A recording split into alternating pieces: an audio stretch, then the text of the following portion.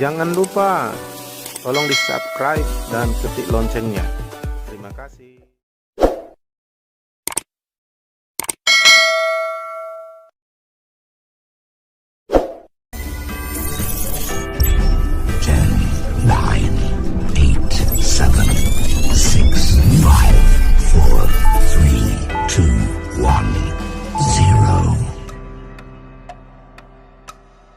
Shalom. Iya, firman Tuhan terus dan terus kita harus terima karena kita hidup dari firman, tidak cukup dari makanan jasmani saja. Haleluya. Karena yang terpenting adalah kehidupan rohani kita. Manusia tidak dapat hidup dari roti saja, tapi dari firman keluar dari mulut Allah. Maksudnya kita mendengar suara Tuhan ketika kita ibadah, membaca Alkitab, atau ketika hapruta, atau dengan cara apapun Tuhan mau berbicara kepada kita. Nah, firman itu yang akan membuat semuanya jadi baik ya. Tanpa firman kita seperti berjalan tanpa tujuan, berjalan dalam gelap. Makanya firman-Mu pelita bagi kakiku, terang bagi jalanku. Saudara bayangkan betapa salahnya banyak orang jalan tanpa firman ya. Ya, jadi ketika kita sudah berkata percaya Yesus, mengikut Yesus, maka kita bergerak sesuai dengan firman yang kita terima terus-menerus dan oleh pertolongan bimbingan Roh Kudus. Saudara, Tuhan ingin tinggal di muka bumi. Dia ingin membangun rumahnya, baitnya, tempat tinggalnya. Dan itu sudah dinyatakan Tuhan sejak Adam dan Hawa jatuh dalam dosa dan tidak ada lagi bagus bersekutu dengan manusia. Maka Tuhan selalu ingin supaya manusia berbalik kepada Allah, supaya Tuhan ada tinggal di bumi. Tuhan tinggal di bumi, dia memulainya di dalam keluarga. Di dalam mana? Keluarga. Itu sebabnya mukjizat pertama yang Yesus lakukan ketika dia mengerjakan penyelamatan dan rencananya di muka bumi, maka dia mengadakan mukjizat di pesta perkawinan, itu bicara keluarga. Mustahil tanpa Yesus keluarga bisa berjalan dengan baik dan benar. Hanya Tuhan yang sanggup ya mengubah kita, menyelamatkan kita dan membawa kita pada rencananya melalui firman dan rohnya. Maka Tuhan memilih keluarga dan Tuhan memulai rencananya dalam keluarga dan Tuhan melakukan segala sesuatu di bumi melalui keluarga. Ketika kita bicara keluarga itu suami, istri, anak, cucu, seisi rumah. Ketika kita bicara keluarga berarti ketika ada persatuan suami istri disebut menikah, lalu lahirlah anak cucunya, maka saudara itu adalah keluarga. Ada keluarga yang lebih besar namanya gereja. Tapi gereja dimulai dari keluarga. Tidak bisa gereja kuat kalau keluarganya tidak kuat. Tidak bisa gereja pulih kalau tidak keluarganya pulih. Jadi gereja yang kuat dan pulih adalah terdiri dari keluarga-keluarga yang kuat dan sudah dipulihkan. Namun pemulihan ini terjadi ketika seorang dari keluarga itu diselamatkan dan dipulihkan. Maka seorang itu akan menjadi pintu masuk Tuhan menyelamatkan seisi rumah atau keluarga. Makanya kisah para rasul 16 ayat 31 dikatakan di sana, jika engkau percaya, engkau akan selamat, engkau dan seisi rumahmu. Tidak ada janji kalau kau selamat maka seisi kotamu, seisi desamu. bangsamu tidak, tetapi yang ada janji pasti jika satu anggota keluarga ini diselamatkan karena percaya mengikuti Yesus, Tuhan berjanji melalui seorang ini, engkau dan seisi rumahmu. Jadi Tuhan ingin menyelamatkan keluarga, memulihkan keluarga, karena Tuhan memulai rencananya di dalam keluarga. Tuhan melakukan rencananya di bumi melalui keluarganya. Ketika keluarga-keluarga ini sudah percaya, diselamatkan, dipulihkan, berkumpul di satu tempat, maka disebutlah itu gereja. Gereja Bait Allah, tempat kediaman Allah. Haleluya. Maka Tuhan memilih awalnya keluarga Adam, gagal. Lalu Tuhan memilih keluarga Nuh. Semuanya dilenyapkan. Dimulai dari keluarga Nuh supaya bumi ini seperti apa yang Tuhan kehendaki. Terus Tuhan pilih keluarga Abraham, Ishak, Yakub, Yusuf, Israel. Tuhan pilih sekarang keluarga Kristen, yaitu orang-orang yang percaya dan seisi rumahnya diselamatkan.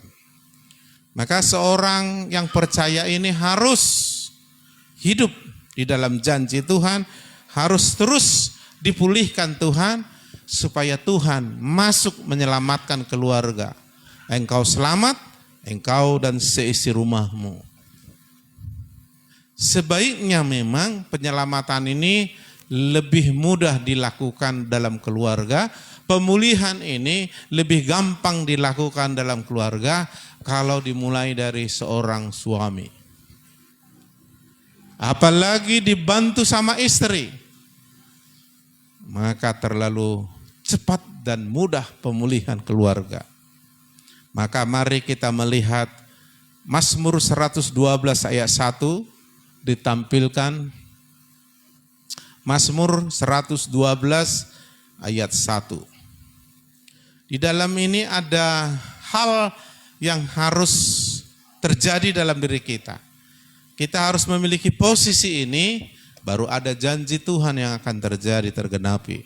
Dimulai dari ayat 1, haleluya, berbahagialah orang yang takut akan Tuhan. Siapa yang berbahagia? Yang takut akan Tuhan. Yang kedua, yang sangat suka segala perintahnya. Jadi sudah pasti bahagia kalau keluarga takut akan Tuhan dan sangat suka segala perintahnya. Kalau kita sampai pada posisi ini, kehidupan ini, Tuhan sudah melakukan rencananya. Kita akan menggenapi rencananya di dalam keluarga kita. Namun dalam bahasa Inggris, ini berbahagialah orang, kata orang ini bukan semua orang. Kalau dalam bahasa Inggris disebut di situ man, berarti laki-laki, berarti suami. Jadi kalau saya terjemahkan dalam bahasa Indonesia, ya dikatakan situ kan, praise ye the Lord, blessed is the man, man laki-laki. Di sini hanya disebut orang. Tapi ini ditujukan kepada laki-laki, yaitu suami dalam keluarga. Jadi berbahagialah suami yang takut akan Tuhan, yang sangat suka segala perintahnya. Kenapa kok tidak semua orang harus suami? Kenapa tidak istri? Kenapa tidak anak? Jawabnya, karena Tuhan memulai menciptakan manusia adalah suami. Dan suami merupakan bahan untuk menciptakan perempuan, karena perempuan diambil dari laki-laki, yaitu Adam. Sehingga Adam melengkapi, menolong, menyempurnakan suami. Nah, jadi berbahagialah seorang suami yang takut akan Tuhan dan sangat suka segala perintahnya. Jadi kalau kita sudah dalam posisi takut akan Tuhan, suka segala perintahnya, maka keluarga ini akan dipulihkan. Kenapa Adam dan Hawa jatuh dalam dosa? Dimulai dari Hawa, karena si Adam membiarkan istrinya mendekati pohon yang dilarang Tuhan. Karena Adam membiarkan si Hawa bercakap-cakap dengan si ular iblis itu. Karena begitu dimakan si Hawa, buah itu dikasih kepada si Adam tanpa komentar ikut memakannya. Karena ketika Tuhan datang, mereka sembunyi, lalu ketika mereka keluar dengan malu dan takut menghadapi Tuhan, Tuhan bertanya lebih dahulu kepada Adam. Karena Adam dimulai penciptaan untuk menggenapkan rencananya. Laki-laki. Kenapa enggak si Hawa? Karena si Adamlah kepala. Si Adamlah permulaan. Karena perempuan diambil dari si laki-laki. Lalu ketika ditanya, kenapa kau makan? Maka dia, saudara, tidak bertanggung jawab. Lalu dia berkata, istri yang kau berikan kepadaku. Dia berikan, maka ku makan. Tak kalah juga si istri, kenapa kau makan itu? Si ular lah. Tak perlu ditanya ular, karena memang kerja ular mau melawan Tuhan dan menipu manusia. Nah saudaraku, akhirnya sama-sama terkutuk semua. Lalu tidak bahagialah kehidupan di muka bumi. Lalu Tuhan Yesus datang dan dia ingin memulihkan. Kata memulihkan itu mengembalikan ke dalam bentuk semula. Contohnya kalau tangan saya luka, lalu kalau pulih berarti kembali seperti sedia kala, tanpa bekas. Kembali mulus seperti kulit sebelum terluka. Nah Tuhan sanggup melakukan karena Allah adalah Allah yang sempurna, tidak yang mustahil baginya. Maka dia ingin memulihkan laki-laki, memulihkan wanita. Itu sebabnya ada 4 alasan tadi kenapa kok laki-laki. Maka di sini juga dia memulai janji kepada laki-laki. Berbahagialah seorang laki-laki suami yang takut akan Tuhan, yang sangat suka segala perintahnya. Takut akan Tuhan berarti membenci dosa, menjauhi dosa. Suka segala perintahnya berarti dia seperti seorang yang candu. Maka dia candu pada firman, suka pada firman. Semacam kebutuhan yang menyenangkan. Lebih dari orang candu terhadap narkoba. Demikianlah kita terhadap firman. Itulah maka dibilang di sini yang sangat suka, sangat bukan hanya suka, sangat suka segala perintahnya. Ini yang harus dibangun dalam diri kita. Kalau seorang suami membangun hidupnya sampai pada kualitas ini, kehidupan ini, posisi ini, karena ini nggak bisa sehari 2 hari, 1 bulan. Ini harus dibangun terus menerus di rumah rohani melalui firman dan pekerjaan roh dalam diri kita. Sampai akhirnya kita takut akan Tuhan dan sangat suka segala perintahnya. Maka kita akan berbahagia.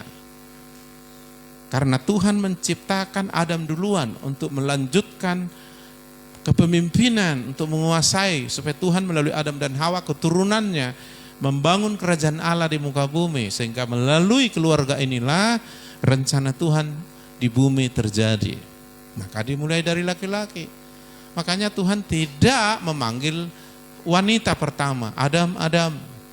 Dan Tuhan bertanya kepada laki-laki, karena Tuhan memposisikan laki-laki adalah kepala daripada istri, kepala daripada keluarga.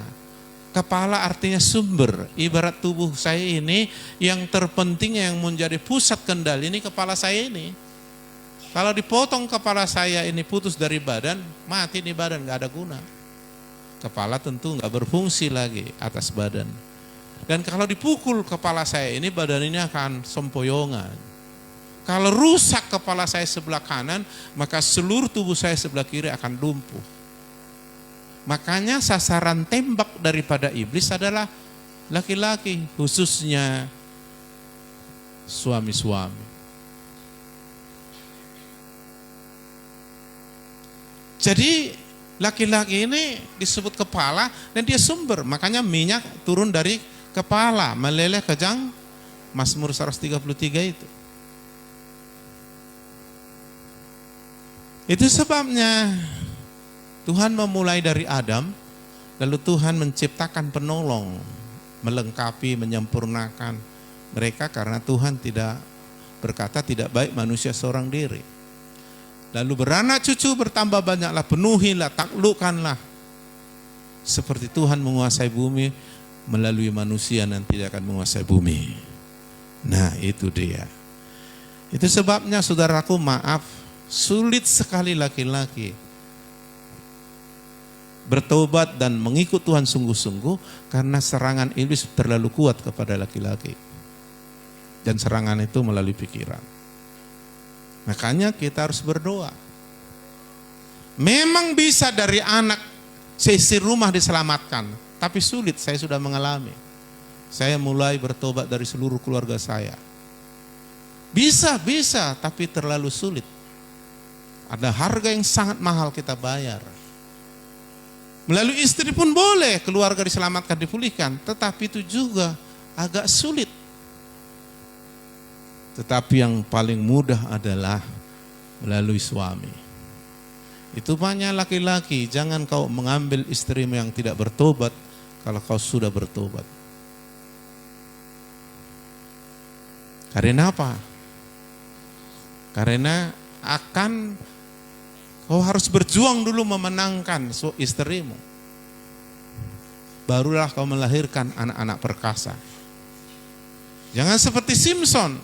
Dia mengambil istri yang gak percaya. Orang Filistin, Delila. Malah dia gagal menggenapi rencana Tuhan. Harusnya Tuhan sudah membilang kepada ayahnya, Manoah, supaya dia menikah dengan orang percaya. Pada waktu itu orang percaya kepada Allah pencipta hanya keluarga dari Israel. Keluarga keturunan Abraham. Tetapi meskipun Tuhan sudah berencana untuk memakai Simpson sejak lahir sudah dinubuatkan kepada orang tuanya. Oh, Simpson seorang yang hebat perkasa yang akan memimpin bangsa Israel sehingga mereka tidak diperbudak, tidak disusahi oleh bangsa Filistin. Tetapi dia tidak mendengar Tuhan melalui orang tuanya. Dia menikah, sudah dilarang sama orang tuanya. Jangan, kata Tuhan, tidak boleh. Kau harus ambil bangsa Israel, umat yang percaya kepada Tuhan. Dengan sesuatu hal, kebetulan Delila ini pandai merayu dan cantik. Lalu dia menikah. Justru dia tidak memenangkan si Delila, malah dia terbujuk rayu. Akhirnya dia mati dengan tragis, sehingga dia tidak jadi membebaskan atau menggenapi rencana Allah dalam hidupnya. Ya, saudara, lalu apa yang terjadi? Stoplah riwayat Simpson di bumi. Nah saudara yang dikasihi Tuhan, itu sebabnya sasaran tembak utama adalah bapak-bapak atau laki-laki. Anak-anak muda jangan bertobat dan menikah dengan salah. Itu sebabnya saudaraku, tanggung jawab besar. Kalau kita sudah diangkat sebagai seorang laki-laki, seorang kepala, sebagai suami. Tapi dampaknya luar biasa. Karena Tuhan akan memulai dari seorang suami. Bahkan Tuhan berjanji secara khusus, berbahagialah suami, the man. yang takut akan Tuhan, yang suka segala perintahnya. Ketika ada seorang laki-laki menikah dengan seorang wanita yang bertobat, dia diajar takut akan Tuhan, mereka menjadi saling meneguhkan bersatu dalam Tuhan, dan itu jauh lebih mudah. Yang penting laki-lakinya berkomitmen. Daripada anak memulihkan keluarga, istri memulihkan keluarga, bisa tapi terlalu berat. Nah, kita lihat. Kalau sudah seorang laki-laki sejak mudanya masuk pernikahan, mereka kehidupannya sudah takut akan Tuhan, suka segala perintahnya, lalu masuk dalam pernikahan, apa yang terjadi? Dikatakan ayat yang kedua, anak cucunya akan perkasa di bumi. Angkatan orang benar, generasinya maksudnya akan diberkati. Itu makanya kalau bisa dipukul si iblis, sampai seorang laki-laki jangan takut akan Tuhan, jangan suka perintahnya, janji ini tidak terjadi. Maka lahirlah anak yang lesbi, lahirlah anak yang homo, lahirlah bencong, lahirlah yang cacat, lahir kepalanya dua, badannya satu, badannya satu, kepalanya dua, cacat mental, cacat rohani, cacat jasmani. Dan itu semua bukan Tuhan yang membuat. Dunia ini terkutuk bukan karena Tuhan yang membuat, itu karena manusia. Tuhan itu Allah yang baik, maha kudus, maha suci, maha baik, dan tidak ada sesuatu pun di rancangannya jahat. Dan ketika orang mengalami masalah, jangan bilang pencobaan ini datang dari Tuhan. Tuhan enggak pernah mencobai siapapun, apalagi yang dengan jahat. Karena rancanganku mengenai kamu, kata Tuhan dalam Yeremia 29 ayat 11, rancangan damai sejahtera, bukan celaka atau yang jahat, hari depan yang penuh harapan. Disebabnya Yesus itu dinampakkan sebagai laki-laki. Karena laki-laki bicara kepala, karena Yesus harus jadi kepala gereja. Bukan tidak bisa wanita memimpin, tetapi sebenarnya kodrat pemimpin itu seorang laki-laki. Itu makanya anak-anak, ibu-ibu doakan suaminya supaya kembali pada posisi ini. Kalau enggak cacat kepalanya, kayak manapun badannya ini oleng ini semua. Makanya saya mau buat nanti seminar, mungkin segera mungkin saya sudah rencana itu, ke anak-anak kita jangan masuk pernikahan yang salah. Jangan nikahkan berumu yang sudah percaya kepada yang enggak bertobat. Karena orang yang enggak bertobat tidak mengasihi dirinya, tidak mengasihi Tuhan, dan sulit mengasihi walaupun dia bilang cinta. Semua yang kenal itu, yang nikah itu dan cerai kembali semua cinta. Tapi cinta yang bukan dari Allah bisa dirusak oleh iblis. Tapi cinta yang dari Allah menyelamatkan, memulihkan. Dan itu dimiliki orang yang memiliki Yesus. Orang yang belum memiliki Yesus gak bisa mencintai Tuhan. Bahkan dia tidak mampu mencintai dirinya. Apalagi mencintai orang. Tapi orang yang sudah mengenali Yesus mengasihi Tuhan. Dan dia bisa mengasihi dirinya. Bahkan dia bisa mengasihi istrinya. Bahkan sesamanya. Bahkan musuhnya pun dia bisa mengasihi. Dan mengasihi itu adalah perbuatan yang sempurna. Haleluya. Tindakan kasih ini akan memulihkan keluarganya. Tindakan kasih ini akan menyelamatkan keluarganya. Bahkan menyempurnakan. Itu sebabnya ayat ini ditujukan kepada laki-laki, karena Tuhan memulai dari sini yang terbaiknya. Kalaupun ada, saya bisa bertobat sebagai anak lalu membawa keselamatan bagi keluarga besar, saya dapat kasih karunia. Tapi sulit sekali. Karena waktu aku bertobat, saya langsung dimusuhi oleh iblis, dimusuhi oleh orang tua saya, abang saya semua. Iblis memang yang buat itu. Lalu saya bertahan bergumul. Barulah setelah puluhan tahun mereka satu persatu mengaku Yesus Tuhan Juru Selamat pribadi. Tapi banyak yang gak tahan. Tapi harus bayar harga. Tapi terlalu sulit, terlalu mahal harga yang kita bayar. Tapi kalau suami tidak sulit. Oke? Jadi dari kepala ke bawah. Nah kalau sudah laki-laki mengambil pasangan yang mengasihi Tuhan, ya udah anaknya, keturunannya perkasa di bumi. Ya, mantap. Seperti keturunannya Abraham, perkasa kan? 12 anak Abraham semua jadi raja. Karena Tuhan sudah janji minimal 4 generasi. Kalau suami bertobat takut akan Tuhan dan istri di dalamnya sebagai pasangan yang seimbang, 4 generasi terselamatkan. Abraham, Ishak, Yakub, Yusuf, bangsa Israel. Jadi kita memberikan warisan yang luar biasa kepada anak cucu kita. Itu kata Alkitab. Sebaliknya, seorang orang tua melanggar menyakitkan hati Tuhan, Keluaran 20, terkutuk keturunan ketiga sampai keempat. Jadi itulah pengaruh kepala ini.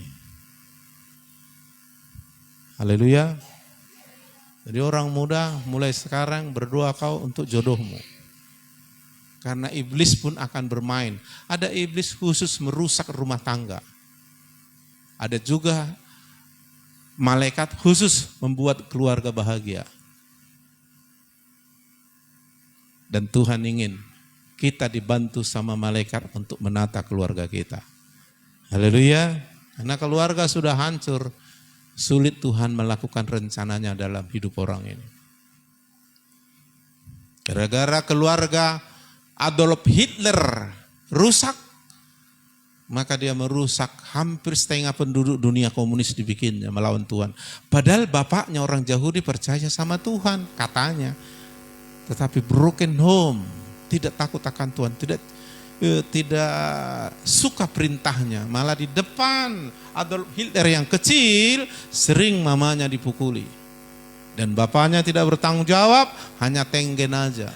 Maka dendam dia sama bapaknya. Tapi tanpa disadarinya, iblis memasukkan dendam itu bukan hanya kepada bapaknya, kepada suku bapaknya, suku Yehuda atau Yahudi. Maka begitu dia berkuasa, Adolf Hitler memimpin Nazi dengan gerakan komunisnya. 3 juta orang Yahudi dibunuhnya. Kerusakan luar biasa akibat seorang yang dirusak iblis dalam keluarga.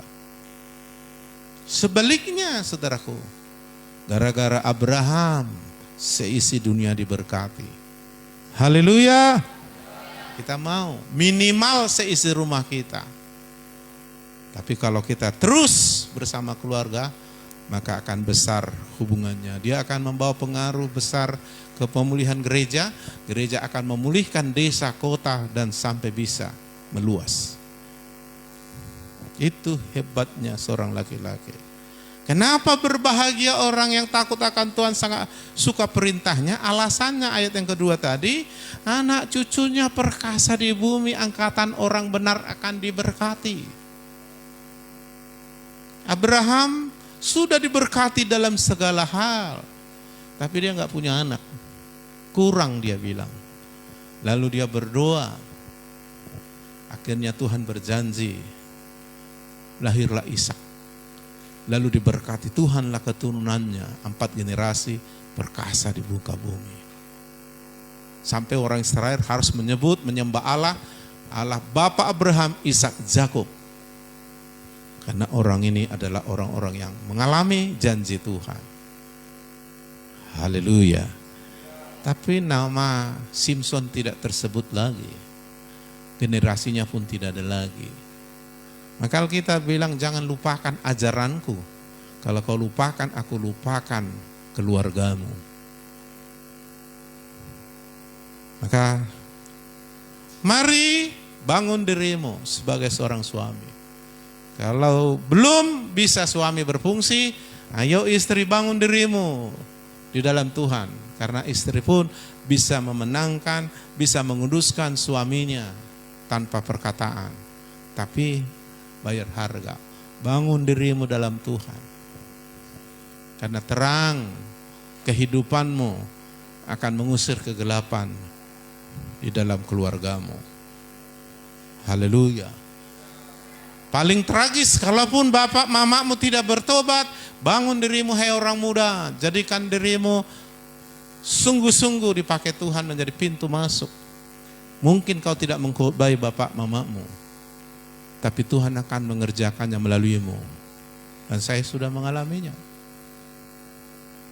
Tapi kalau engkau sekedar-sekedar, enggak akan bisa itu. Apalagi kau jauh meninggalkan Tuhan. Kenapa saya bilang sulit anak-anak? Ketika anak-anak sungguh-sungguh, iblis tanpa tanpa pikir-pikir dia akan menggoda, dia akan merayu ayah ibu untuk menghalang anaknya ini maju. Makanya banyak anak-anak dihalangi, jangan gereja lagi. Dan tidak mampu orang tua anak-anak ini melawan. Ngapain kau di gereja-gereja?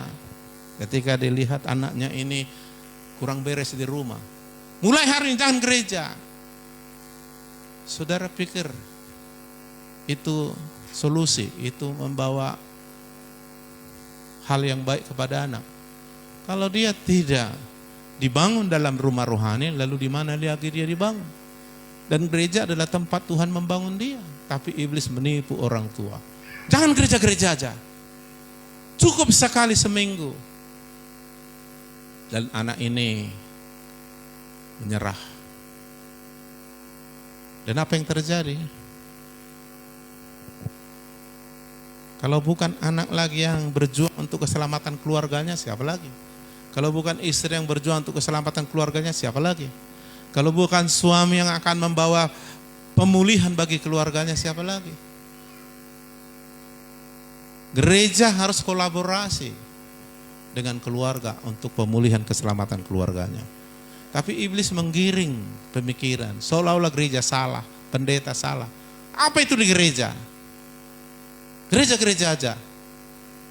Gak ada dikasih kau makan dari gereja. Apa itu pendetamu? Sebenarnya perkataan itu bukan dari dirinya, tapi iblis menipu pikirannya. Mungkin ada alasan-alasan. Dan iblis tukang dakwah, tukang lihat kesalahan. Dia mungkin lihat kekurangan, kesalahan, lalu didakta. Kau udah rajin gereja, nyuci piring aja gak beres di rumah. Tidak boleh lagi gereja. Orang tua tidak sadar kalau ini juga akan menghalangi rencana Tuhan bagi keluarganya. Dan saya mengalaminya. Kebetulan saya sudah dewasa waktu itu, sudah bisa cari uang.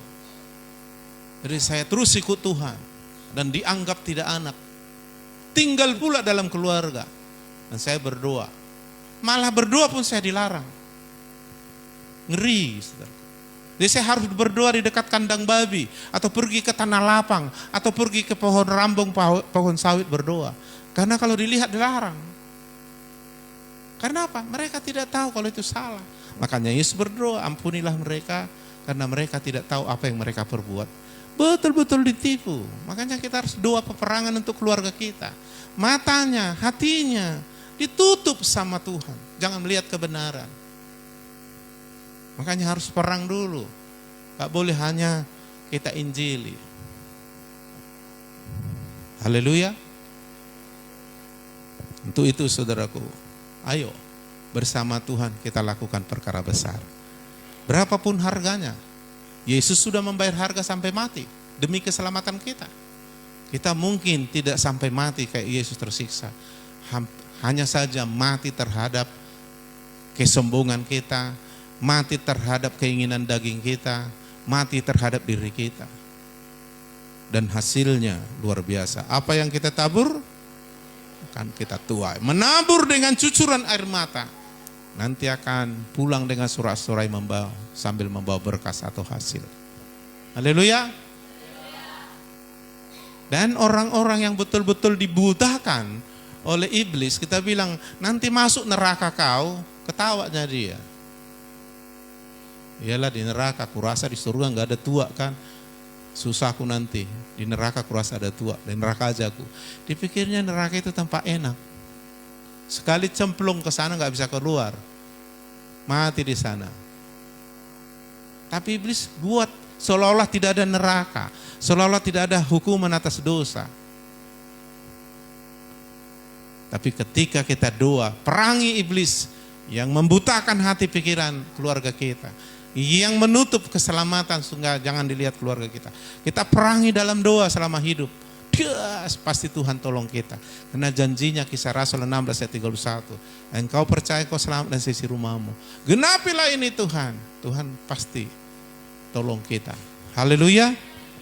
Lalu begitu iblis tidak bekerja lagi menghalang-halangi.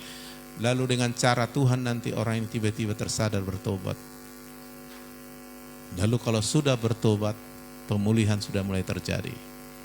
Kalau sudah sampai pada suami dipulihkan, berbahagialah keluarga ini. Karena dia akan melahirkan generasi yang perkasa di bumi. Dan generasi yang diberkah. Nah, terus ayat yang ketiga. Sampai seperti ini dia, ayat yang ketiga. Jangan keempat, ketiganya. Harta dan kekayaan ada dalam rumahnya. Kebajikannya tetap untuk selamanya. Kaya dan berbuat baik. Kebajikan itu artinya berbuat baik, beramal, menjadi berkat bagi orang lain. Jadi keluarga yang dipulihkan kaya. Seperti Abraham, Ishak, Yakub, Israel. Haleluya. Dan janji ini berlaku pada siapapun yang memposisikan dirinya takut akan Tuhan dan suka segala perintahnya. Dulu Tuhan ciptakan manusia menurut gambar rupa Allah. Lalu ditempatkan di Taman Eden. Taman Eden itu kayak surga. Nanti kalau kita ke surga, kita akan lihat Taman Eden aslinya. Yang Taman Eden di muka itu adalah gambaran surga sebenarnya. Jadi begitu diciptakan manusia Adam dan Hawa, ditempatkan di Taman Eden. Sekarang tidak ada lagi Taman Eden. Tapi Tuhan ciptakan Taman Eden dalam rumah tangga yang dipulihkan. Kenapa Taman Eden? Surga itu artinya begini, di mana Tuhan hadir berkuasa, itulah surga. Jadi kalaupun ada tempat yang indah, gak ada Tuhan di situ, itu bukan surga. Maka datanglah kerajaanmu, jadilah kehendakmu di bumi seperti di surga. Dimulai dari keluarga. Keluarga itu mau jadi surga. Tinggal di Taman Eden. Taman Edennya Adam itu surga. Dan Taman Eden kita itu rumah tangga. Karena Tuhan mau tinggal di dalam keluarga. Keluarga adalah rumah.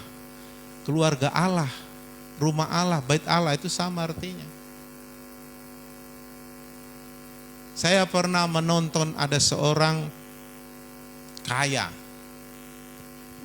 Dokter apa itu namanya? Dokter Richard apa itu namanya? Dia bangun rumah. Cantik kali. Karena dia orang kaya. Banyak uang. Dibangunnya. Bangunnya kamarnya. Kamar mandinya. Wih, cantik kali. Sampai ada orang punya kamar mandi itu biayanya 100 juta. Rumah dia, tempat tinggal dia, itu mau dibikinnya istananya. Itu tempat tinggal yang mau dinikmatinya. Keluarga mau dijadikan Tuhan rumahnya. Kalau Tuhan yang punya rumah dalam keluarga kita, kira-kira bagaimana dia bentuk rumah itu? Tidak mungkin reot-reot. Pasti seperti surga. Haleluya. Saya waktu membangun rumah, saya mau mas seperti ini. Walaupun uang terbatas, tapi saya bangun. Saya harus punya kamar mandi seperti ini. Bayangkan kalau Tuhan tinggal di rumah tanggamu. Karena kau sudah menyediakan keluargamu menjadi rumahnya Tuhan. Kau membangun keluargamu melalui seorang istri, suami, anak-anak, membangun hidupnya dalam Tuhan, menjadi rumah. Karena rumah tidak bisa ditinggali kalau belum dibangun. Karena kalau belum dibangun sengnya kita tinggal dari situ, nggak mungkin. Maka berikan dirimu diselamatkan, berikan dirimu dipulihkan, seisi rumah diselamatkan, dipulihkan, menjadi rumah Tuhan. Lalu Tuhan ada di keluarga, itulah gereja pertama. Itulah rumah di muka bumi pertama. Lalu apa yang dilakukan di rumahnya? Nggak mungkin Tuhan yang maha ada, maha mulia, maha kaya, rumahnya reot-reot. Dia akan bikin istana, bahkan seperti surga suasananya. Bahkan diisi dengan harta kekayaan. Dan Tuhan akan memberkati melalui rumah ini. Dan kita akan memenangkan banyak keluarga. Keluarga ini akan berpengaruh dalam gereja. Gereja akan dipulihkan dan berpengaruh bagi desa, kota, dan seterusnya. Dan iblis tidak mau hal ini terjadi. Maka kita berdoa. Bukan saling menuduh, bukan saling menengking atau melemahkan lagi. Doa. Karena keselamatan keluargamu itu kebahagiaan hidupmu juga. Pemulihan keluargamu itu kebahagiaan hidupmu juga. Bodohlah orang berkata, mampus itu semua, yang penting aku senang-senang sendiri. Itu udah mentah-mentah ditipu sama iblis. Yang saya tahu orang normal, kalau anaknya susah, orang tuanya lebih susah. Anak yang normal juga kalau orang tuanya susah, pasti anaknya susah. Orang yang normal kalau istrinya susah, pasti suaminya susah, anak-anaknya susah. Tapi ada memang orang, biar mampus itu katanya. Itu udah mentah-mentah ditipu sama iblis. Tidak ada lagi kasih, tidak ada lagi Tuhan dalam hidupnya itu. Tapi Tuhan ingin kita diselamatkan, dipulihkan. Dan janjinya engkau selamat, engkau dan sesi rumahmu. Berdiri tegak terus. Bagi anak-anak yang orang tuanya belum bertobat, keluarnya berdiri terus. Bangun dirimu dalam Tuhan. Sampai level takut akan Tuhan, suka segala perintahnya. Jangan mau dihalangi oleh apapun, tapi jangan melawan orang tua. Tapi kau mulai berdoa perang, karena itu dibikin iblis itu semua. Bukan hanya dari dirinya iblis. Buktinya mereka kan ke gereja. Tapi mereka dihalangi untuk mengenali Yesus sampai mengalami keselamatan, pemulihan. Sungguh-sungguh menjadi takut akan Tuhan. Tidak. Kita harus perang. Haleluya. Dan peperangan kita bukan melawan orang tua, darah daging. Tapi roh jahat yang menghalangi pikiran abang kita, adik kita, mama kita, bapak kita, suami kita, istri kita, anak kita. Apalagi kolaborasi suami istri terhadap anak-anaknya. Waduh, lahirlah ayat ini menjadi bagian kita. Anak cucunya perkasa diberkati, harta kekayaan. Kalau kita mau kaya, enggak apalah harus gimana-gimana, enggak. Alkitab bilang orang benar di kepalanya ditaruh berkat. Berkat itu menjadikan kaya, bukan susah payah. Bukan maksudnya kita diam-diam di rumah duduk-duduk gitu, bukan. Tapi apa saja yang kita perbuat berhasil. Itu janji Tuhan kepada orang yang suka segala perintahnya. Yang kesukaannya ialah Taurat Tuhan yang merenungkan siang malam, kan itu ayat itu kan. Ia seperti pohon yang tepi aliran air menghasilkan buah pada musimnya, tidak layu daunnya, apa saja yang diperbuatnya berhasil. Iya kan? Karena Tuhan mau melalui firman yang kita terima, kita diubahkan, kita dipulihkan, sehingga kita dibawa di Taman Eden. Keluarga kita ditempatkan di Taman Eden, karena Tuhan hadir di Taman Eden, cakap-cakap dengan Adam dan Hawa. Tapi setelah Adam dan Hawa melanggar firman, malah si Adam dan Hawa diusir dari Taman Eden. Malah mereka tinggal mengembara di muka bumi, bumi yang terkutuk, yang menghasilkan semak duri, onak, cari makan laki-laki di tanah yang terkutuk, berpeluh sampai mati hanya untuk memperjuangkan perut. Ngeri. Wanita juga terkutuk, mengandung sakit, melahirkan sakit, mendidik anak sakit, disakiti suami pula lagi. Karena dia berusaha akan menguasai, menaklukkan suaminya. Malah suaminya akan terus menindas dia. Dan anak-anak juga akan kacau balau seperti anak Adam, Kain dan Habil. Iblis berkuasa di muka bumi sejak itu. Tapi Tuhan memilih beberapa keluarga dan mereka mau. Dan Tuhan memulai keluarga ini untuk mengubah dunia. Sekarang keluarga kita. Tapi dimulai sebaiknya dari suami. Kalau enggak bisa dari istri. Kalau enggak bisa dari anak. Tapi Tuhan sudah janji. Ayo berdiri, kuat bangun dirimu. Karena jika kau dalam firman, jika kau tinggal dalam aku dan firmanku tinggal dalam kau, mintalah. Tuhan selamatkan keluargaku, Tuhan akan bekerja sama denganmu. Tuhan akan bawa kau perang terhadap roh-roh jahat yang menghalangi keluargamu. Iblis ada yang khusus menguasai keluarga. Ada roh jahat menguasai pribadi, ada roh jahat menguasai keluarga, ada roh jahat menguasai satu desa, satu kota, satu kabupaten, satu provinsi, menguasai negara, menguasai dunia ini. Iblis itu punya pemerintahan. Tapi sehebat apapun itu, lebih hebat Tuhan Yesus. Dan bersama Dia kita kalahkan itu semua. Bukan dengan gagah perkasa, tapi dengan kuasa Allah. Dengan firman Allah, dengan selengkap senjata Allah. Karena Tuhan mau buat kita menang lebih dari pemenang. Tapi kita harus dibangun dulu. Mana bisa kita diutus jadi tentara tanpa kita dididik, dilatih dulu. Latih dulu, bangun dulu. Sampai kau kuat dalam Tuhan, dalam kuat kuasanya. Jadi kalau kau hanya sekedar ikut Tuhan, sekedar kadang-kadang datang gereja, jangan harapkan keluarga diselamatkan. Kau pun bisa lenyap dari peredaran. Karena yang suam-suam akan dimuntahkan. Tapi orang yang mengasihi Tuhan, pasti dikenal Tuhan, dan pasti suka terhadap firman. Haleluya. Ayo berjuang untuk ini, jangan hanya berjuang cari uang. Malah kulihat sekarang karena susahnya cari uang, laki-laki ditipu. Ditipu iblis untuk dapat pekerjaan supaya dia makin melalui pekerjaan ini makin jauh dari Tuhan. Hati-hati, enggak semua pekerjaan bisa kita terima. Karena iblis pun menawarkan uang dan pekerjaan. Makanya banyak orang sukses di dunia ini itu lewat tawaran iblis.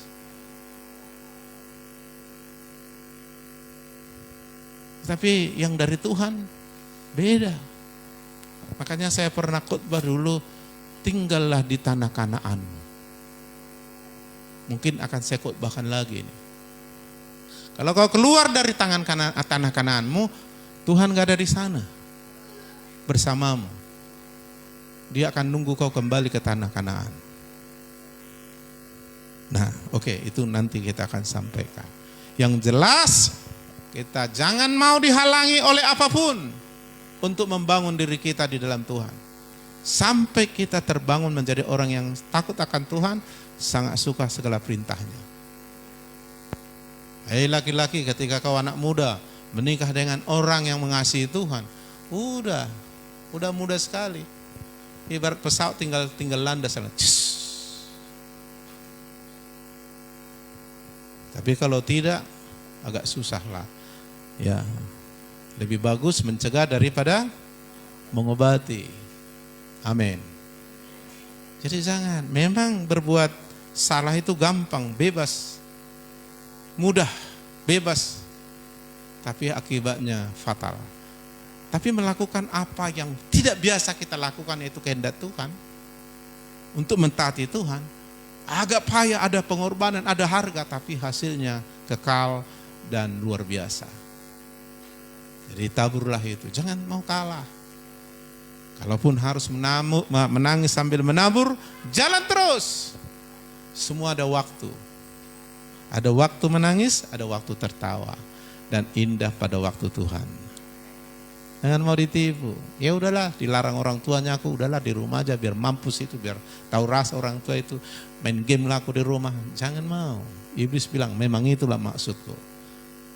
Jangan sampai kau pintu masuk, keluargamu diselamatkan. Lalu istri bilang, bukannya didukung aku, kaunya kepala, harusnya kau imam. Akhirnya kau saran, udahlah, bikin. Iblis bilang, yes! Kalau bisa semua jangan dekat dengan Tuhan. Biar gampang kuremukkan kamu, hilang dari peredaran di dunia ini. Tapi Tuhan bilang tidak. Mari yang letih lusuh berbeban berat, aku beri kelegaan. Belajarlah kepada aku, pikulku belajar, jiwa mendapat tenangan. Karena bebanku ringan, yang kupasang enak. Dan rancanganku mengenai kamu rancangan damai sejahtera, bukan celaka. Hari depan yang penuh harapan. Orang baik, orang tua yang baik meninggalkan warisan pada anak-anaknya. Orang tua, kalau kau enggak menanggalkan warisan pada anak-anakmu, kau bukan orang tua yang baik. Alkitab yang bilang. Apa warisan yang ditinggalkan Abraham? Banyak. Apa warisan yang ditinggalkan orang yang takut akan Tuhan? Ini tadi anaknya perkasa, itu warisan dari orang tua itu. Bahkan sampai harta pun bisa. Ayub mewariskan sampai 4 generasi hartanya. Tapi bukan harta yang terpenting, tapi itu ada juga. Warisan rohani lah. Artinya hidup dalam rencana Tuhan. Amin. Berbahagia. Jadi kebahagiaan kita itu melebihi kebahagiaan orang-orang yang katanya bahagia di sana karena sawitnya 10.000 hektar. Lebih. Mereka bahagianya itu seperti asap. Nampak. Kesuksesannya seperti bunga. Mekar, cantik kali. Tunggu, nanti dia akan layu lenyap hilang. Tapi hari lepas hari bertambah-tambah indahnya orang percaya. Haleluya. Bahkan Tuhan Yesus sudah bilang, aku datang untuk memberi hidup. Dan hidup yang dalam segala hal kelimpahan. Dia mau jadikan keluargamu taman Eden. Seperti surga. Tapi bangun dulu keluargamu menjadi rumah tempat tinggal Tuhan. Mana mungkin Tuhan tinggal kalau belum dibangun sengnya. Kau bangun rumah, ayo pindah, kita pindah. Udah siap rumahnya? Belum, atapnya belum dipasang. Gak bisa. Pintunya belum, juga susah. Harus komplit, baru bikinlah peresmian rumah kan. Gunting pita lah kan, buka. Kan mantap. Nah, maka bangunlah hai suami-suami dirimu dalam Tuhan. Bangunlah istri-istri yang di rumah tangga dalam Tuhan. Anak-anak sampai ke cucu, dibangun semua. Lalu sudah terbangun rumah ini sesuai dengan pola yang Tuhan katakan, maka Tuhan tinggal. Berumah, apa yang terjadi di rumahmu, ini akan terjadi. Gak mungkin Tuhan tinggal di rumah gubuk-gubuk ibaratnya. Tidak akan tinggal dia dalam keluarga yang tidak bahagia. Pasti seperti surga. Maka dikatakan Mazmur 133 ayat 1, sungguh alangkah baik dan indahnya apabila saudara bersama hidup dengan rukun. Seindah mana? Seindah Taman Eden. Kesanalah seperti minyak yang mengalir dari kepala suami dulu. Terus ke jenggot, ke jubah, ke semua generasi. Sebab kesanalah Tuhan perintahkan apa? Kehidupan dan berkat berapa lama? Makanya hari lepas hari bertambah indahnya. Aku diberkati. Berapa lama? Bukan kadang-kadang. Haleluya. Ini patut kita perjuangkan. Lebih dari sekedar memperjuangkan beli rumah, cari uang. Ini lebih. Makanya dibilang cari dulu kerajaan Allah kebenarannya. Itu kuncinya. Maka yang lain akan dapat. Kalau nggak dapat kerajaan Allah, apapun yang kau dapat di dunia ini akan hilang, lenyap. Iblis masih lindungi kita sehat-sehat. Kalau dilihat dari kesalahan kita, ya mungkin kita sudah dihantam iblis kan. Tapi Tuhan ini masih kasih waktu. Tapi semua ada waktu. Maka selagi ada waktu, datanglah sama Tuhan. Amin. Mari kita berdoa.